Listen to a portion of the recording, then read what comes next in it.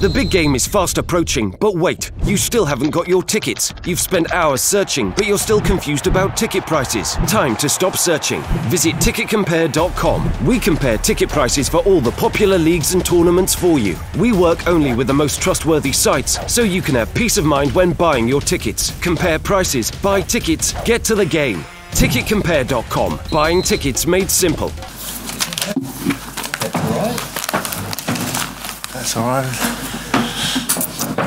Hi everyone, and welcome to this Team Parker press conference ahead of the big world title fight next Saturday night at Principality Stadium. My name is Craig Stanaway, the media director for Duco Events and also Team Parker. To my left is Kevin Barry, Joseph Parker's trainer. The WBO champion Joseph Parker is next to him, and our promoter David Higgins is on the end.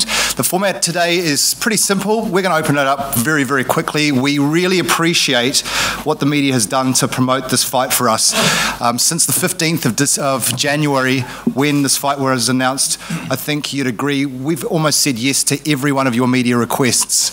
And I want to take particular credit and pay tribute to Kevin's wife Tanya, who's in here today, because she's had to put up with a lot of your crews coming to Las Vegas and going into their house and doing all the media, and you've got some great stories out of it. So thank you for Tanya for allowing that, but also thank you to the media that came to Las Vegas. Win, lose or draw next week, we anticipate that we want to keep a very strong working relationship with you guys. We very much appreciate what you do, and we respect you, and that's the reason why we're starting at 10 o'clock this morning, dead on time, because in a previous life I used to have a job like yours, and I know how hard it is when people turn up late.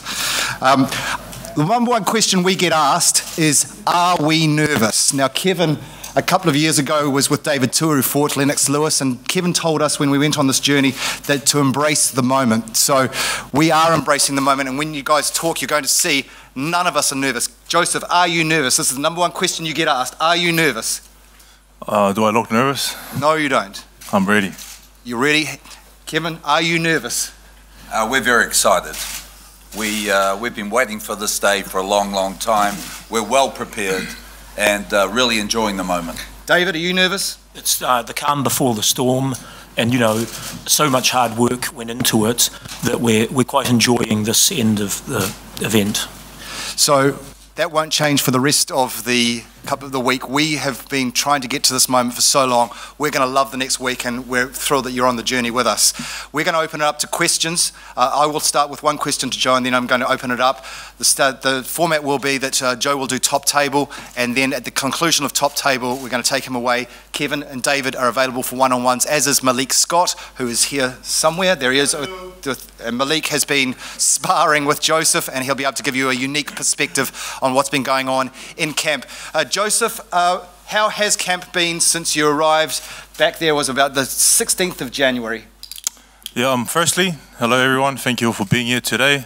We're very excited to be here in London. We're excited for the fight ahead, March 31. The last time I was here to announce the fight, press conference, and meet AJ for the first time, meet Anthony for the first time. And it's when we left to go back to Vegas, I was fully focused on what I had to do to prepare for this major event, for this big fight. And our team has done a tremendous job with the structure we had in camp. You know, we have Kevin training me, we have Tanya making my meals, Taylor Barry helping out my parents back home. So everyone's done a great job to get me into the best shape that I've ever been in. And I feel like I am in the best shape. I think you guys can tell off my face being a bit skinnier than the last time I was here. And also I'm starting to see some abs come along, which is a very good sign. You know, I'm excited to be here. You know, it's a challenge fighting another undefeated fighter who we respect a lot, and we respect his power and what he's achieved in boxing and what their team has achieved on this side of the world. But we're ready for the challenge. We're here to make our mark, and we're here to take this belt back to New Zealand and Samoa. So in the words of our promoter yesterday, David Higgins, we're an open book. I'm not going to ask any more questions. The floor is open. You can ask any question you like to anyone you like. Joy.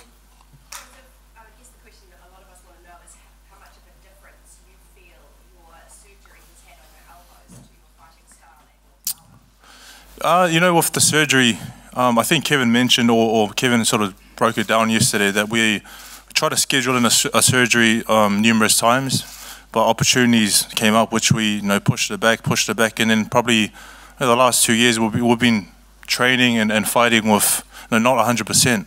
And I think we can all see with the previous fights that it wasn't really the best display that we could put on. And since the surgery, I feel there's been a lot of benefits. Like Kevin mentioned yesterday, we haven't had any troubles in camp, or we haven't really been complaining about any issues. We've been training 100% with a full body, with no injuries, and we feel like this is the best camp that we've had in a long time. And that's why we're so confident. Our team's confident in what we can achieve, and we know we're going to come here and put on a great display and put on a great fight. It's made a big difference, and I look forward to showing you guys the difference that it's made.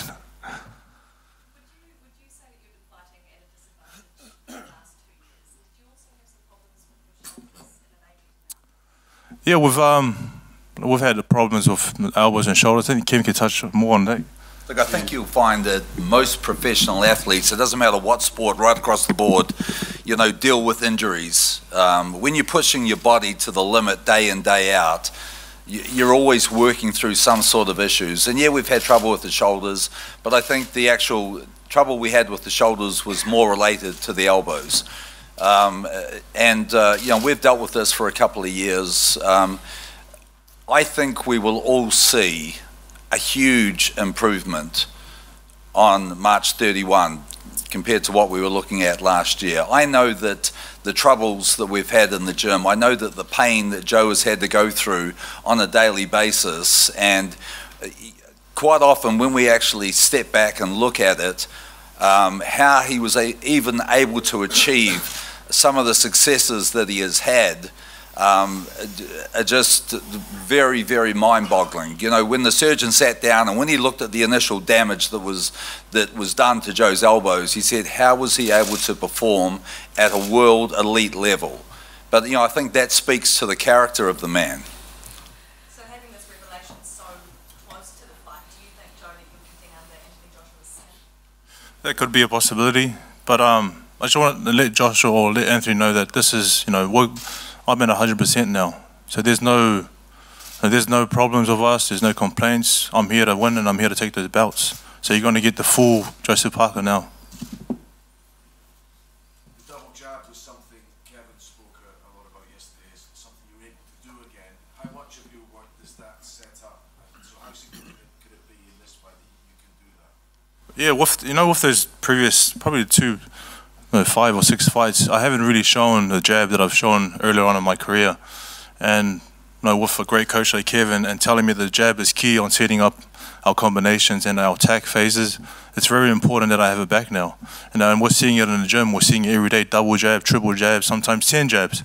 So there's going to be a lot of jabs, and hopefully they land in the right place. A nose, the head, the chin.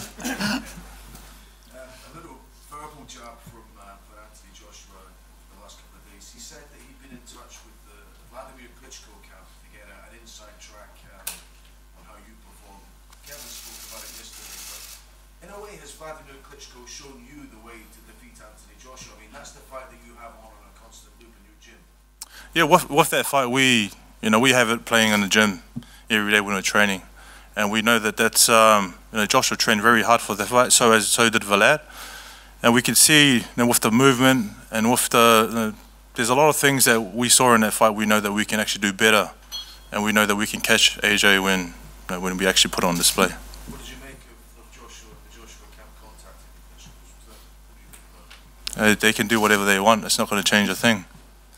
He's probably trying to get advice from, someone like Klitschko. We've been in his camp sparring, but they can do whatever they want to prepare for this fight, and if they have to reach out to people, they can reach out to people, but we'll focus and we know what we want to do. One last one from me, I think.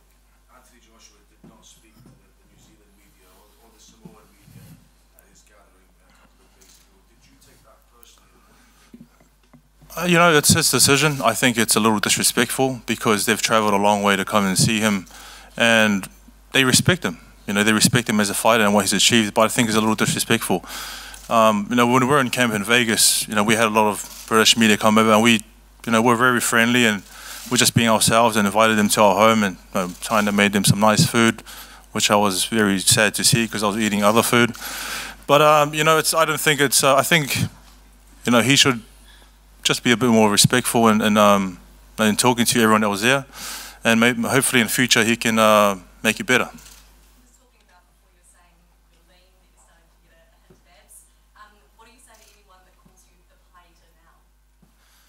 You know, I love pies on my off season. This camp, Kev, tell them there's been no pies whatsoever. There's been no pies. Well, you shouldn't ask me, you should ask the cook. Yeah. But I do enjoy a pie after a fight, so I look forward to that after, but not too many this time.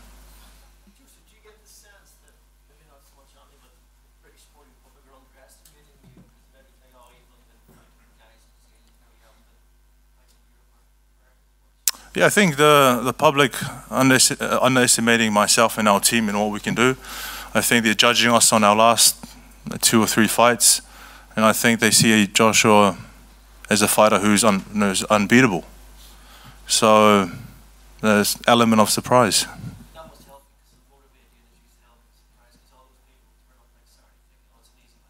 Yeah, everyone thinks it's an easy win for him, but that's extra motivation for us.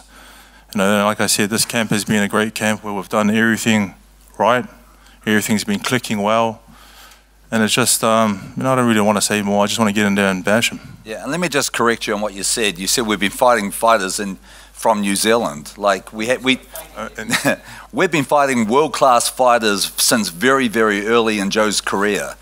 If you look at the resumes of Joseph Parker and Anthony Joshua, Joseph Parker's resume is far stronger than Anthony Joshua's. Joshua's got 2 names on his resume. He's got Vladimir Klitschko at the age of 41, and he's got Carlos Takam, who took the fight on 12 days' notice. We have much stronger names. Believe me, when we fought Takam, we gave him 3 months' notice. When we fought the 29-0 Andy Ruiz, he had 2 months' notice. Dimitrenko, the undefeated Huey Fury that no one wants to fight. We have much better names on our resume. Just on that point as well, Joshua was 817 days older than Joseph when he fought Takam. And coming from New Zealand, we're used to being the underdog with the British. That's the psyche that the All Blacks have over here. It's the psyche that the cricket team has over here. We're used to it, so we're not surprised. No, I don't. It's a good sign of things to come. What was the one? The New Zealand? No, we're smashing them. Oh yeah. Well, that's a good sign, isn't it? A good start. Yeah. That question about the Kevin or Joe. Do you give yourselves a code name for example, for this campaign, other than we're fighting Anthony Joshua? Do you have a code name in keeping with being here in Britain? Oh, we definitely couldn't. We couldn't give you today the name that we call him in the gym. And a follow-up question: could this be? We are very close to water in this station here. Is history of that? Would this be the battle of pies? Is this the battle of pies? This will be the battle of 2 young, very hungry, undefeated world champions who are both going to make a name for themselves in this fight on March 31. There's no gimmicks around this. This is real. This is real fighting at its highest level.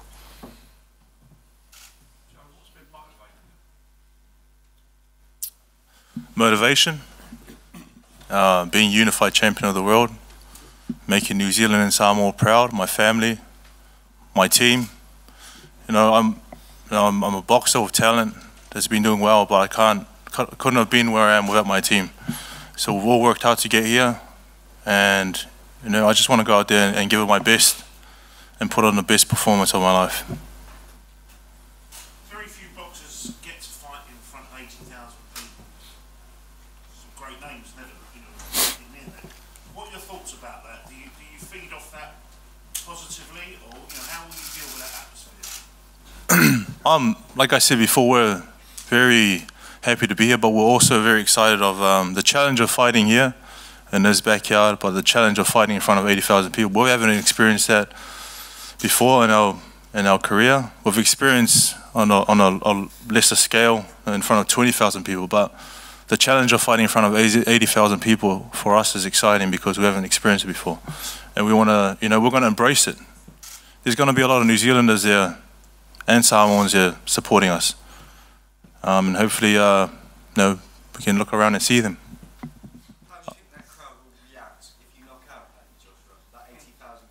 Ooh. Oh, I can already picture it in my head.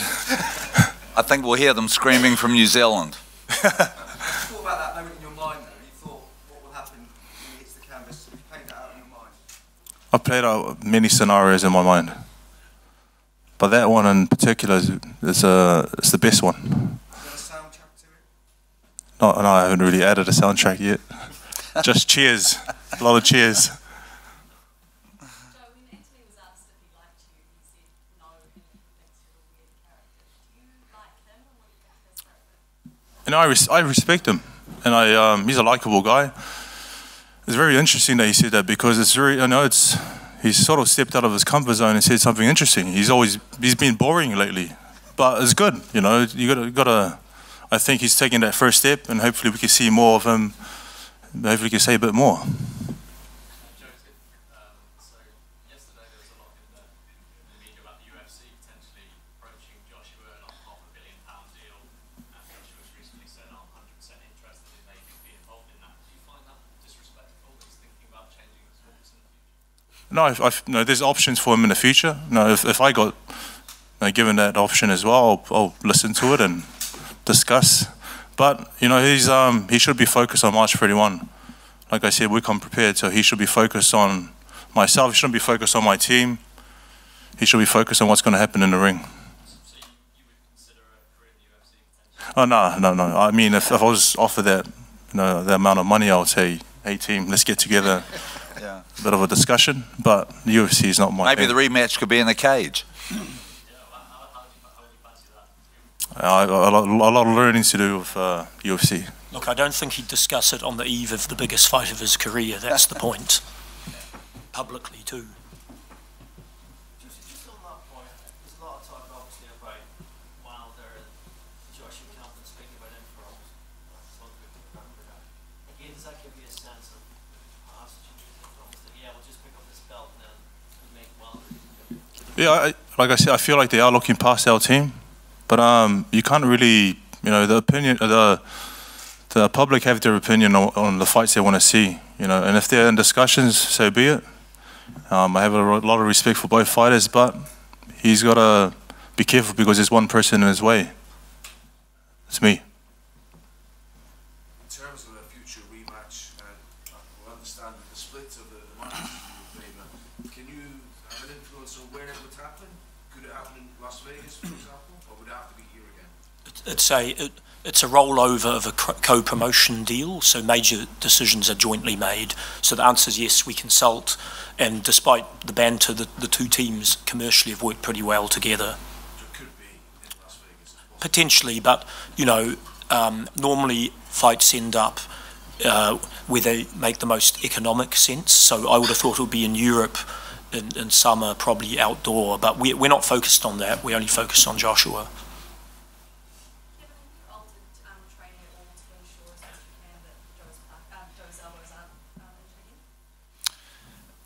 I tell you what, the elbows are 100%. Okay, so for a start off, the best thing we did was actually getting the surgery. We haven't had to change anything around with his training.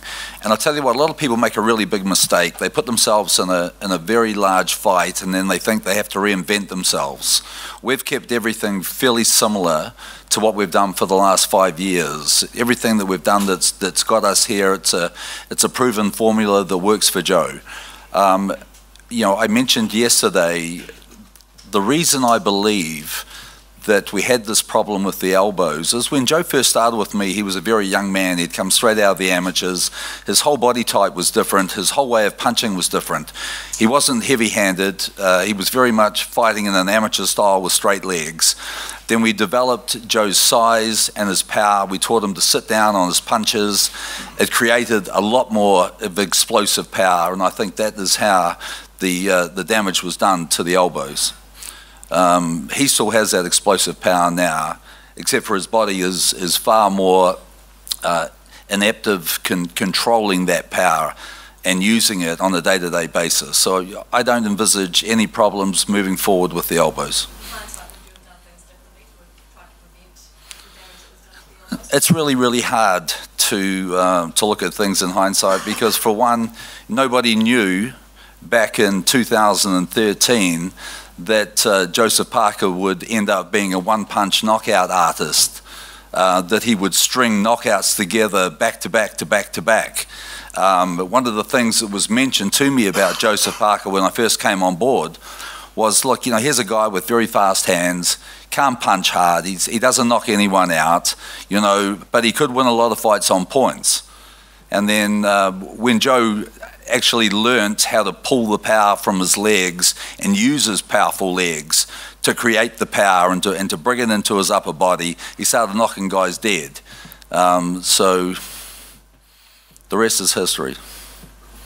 Kevin, where would you place Joe in the history of New Zealand boxing, and could you perhaps compare him to David Tua and other heavyweights? Well, you know, we've had a very proud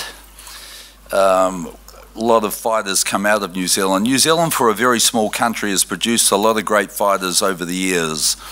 And, you know, right at this time, a lot of people are remembering David Tua when he fought Lennox Lewis back in November of 2000. And, you know, David Tua, you know, I spent 12 years with him, and one of the things that really still aches me today is the fact that he knocked out 4 guys that wore the heavyweight belt and never wore it himself. But, you know, making the comparisons between Joseph Parker and David Tua, two totally different fighters.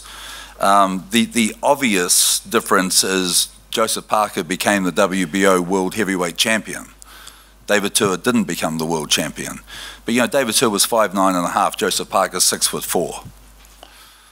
David Tua would continually come forward. He didn't know any other way to fight. He would, you know, Joseph Parker is a very skillful fighter with a lot of movement.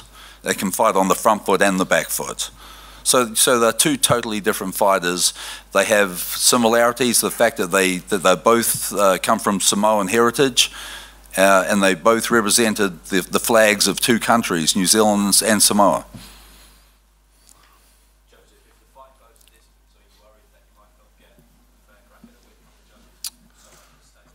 No, I'm not too worried. Our team has done a great job to get neutral, you know, officials, and, you know, I believe they'll do their best to they score it fairly. David, you might have a comment.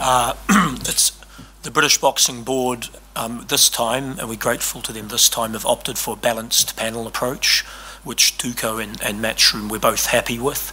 That means neutral referee from Italy, neutral judge from the United States, and 1 UK judge and 1 New Zealand judge. So at least the panel's balanced, and we have a view that this fight is so big and there's so much scrutiny on the officials that they should know they won't work again if they favour the home man, obviously.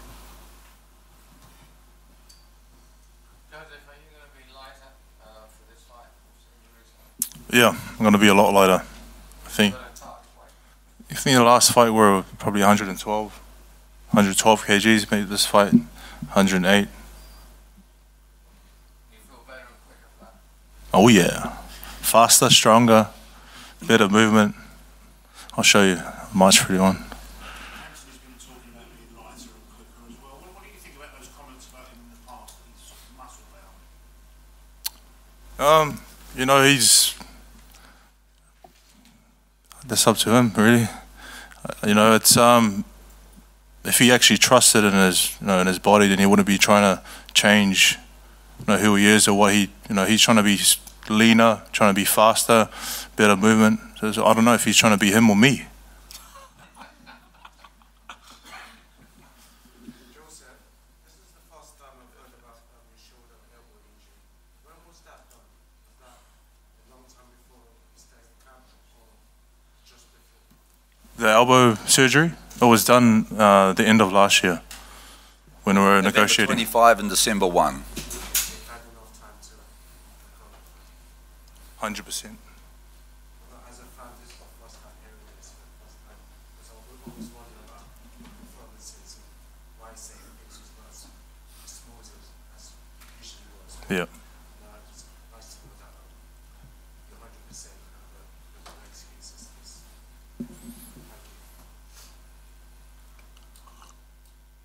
right.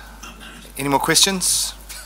Okay, what we're going to do is I'll give the photographers an opportunity to have a shot of our team up here. I'll whisk Joseph away, and then David and Kevin are going to be available for one-on-ones, as is Malik Scott.